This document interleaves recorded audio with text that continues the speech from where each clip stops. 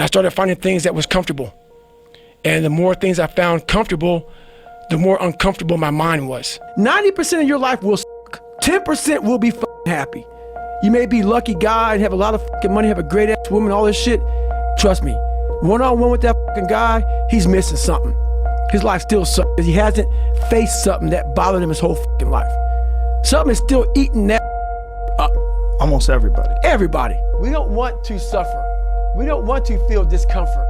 So the whole time, we're living our lives in a very comfortable area. There's no growth in that.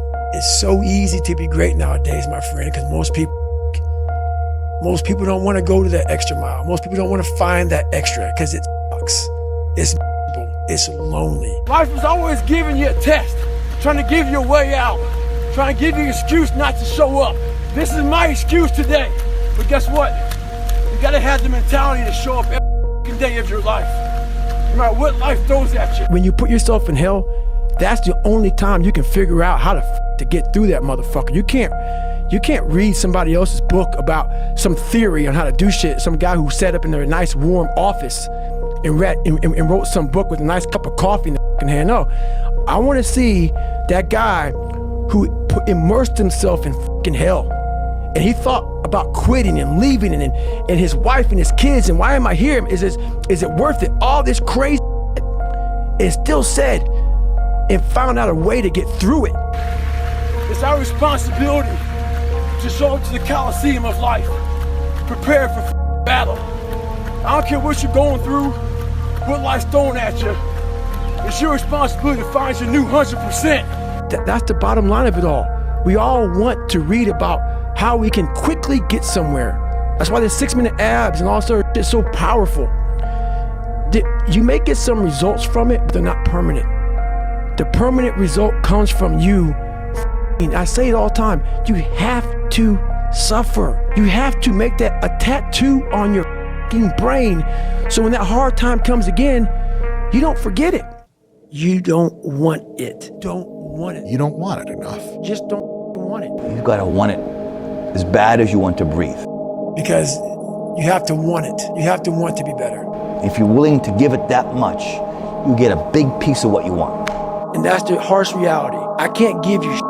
You can't give him shit. I can give you ideas. At the end of the day, when I was losing the weight, I had to miserably wake up every morning in the cold, because it was Indiana, November when it started. I was miserable. This is your new life.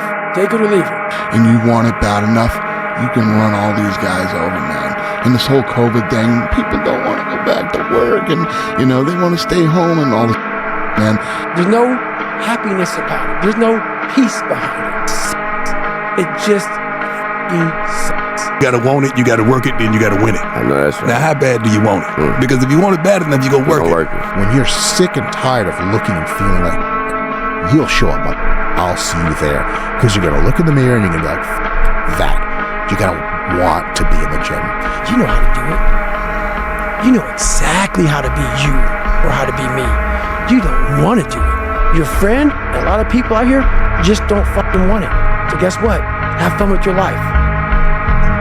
Shut that down. Do not listen to that little voice. Instead, go through the motions. Lift the weights, sprint the hill, work on the project, get out of bed. Don't take today off. Not today. Wait until tomorrow. Don't make excuses. Don't blame any other person or any other thing. Get over it. Get over it. Sometimes your girlfriend or boyfriend breaks up with you. Guess what? Get the over it. They no longer want you. Maybe you failed a test in school. You worked your ass off. Guess what? You failed the test. Get over it. Move past it. But who are you on those days when all hell's broke loose? Your body's up. You're sore. You're depressed. You're miserable. You're not the favorite person at school. Learn to not let life hijack your brain. At work, you've been working your ass for that new promotion. You don't get it. Someone else does. Maybe they kiss better than you do. Guess what? Get over it. Life will hijack your mind if you let it.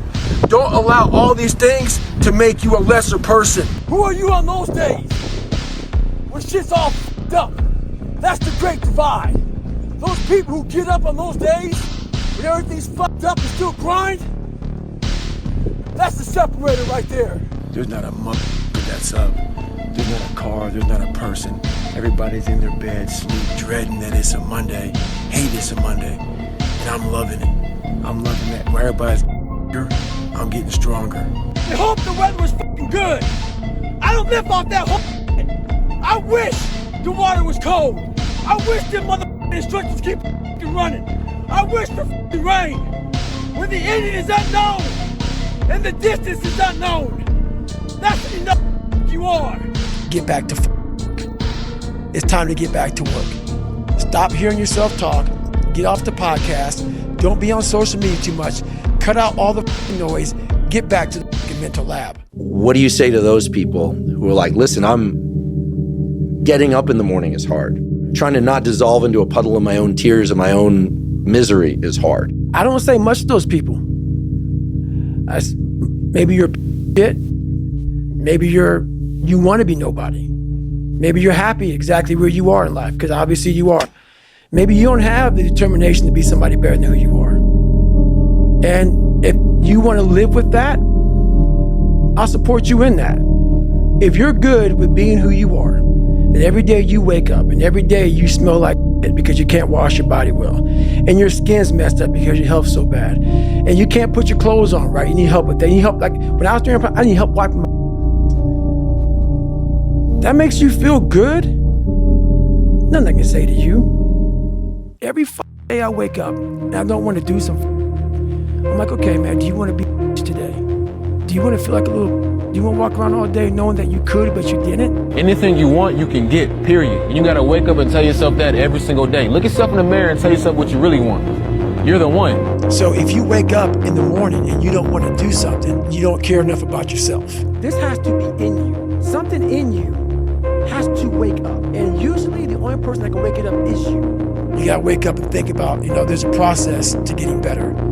And that process is never finished. It's to wake up every morning of your life and say, God, man, I'm not smart. So guess what I gotta do? I gotta study the same shit I got one of the highest scores in the nation on. And do it again, do it again, do it again. It's not just there. It's not just there permanently for me. Think about it. Every day I wake up, I don't just run a mile, 2 miles. It's the one thing I hate the most to do, and I do it like I love it.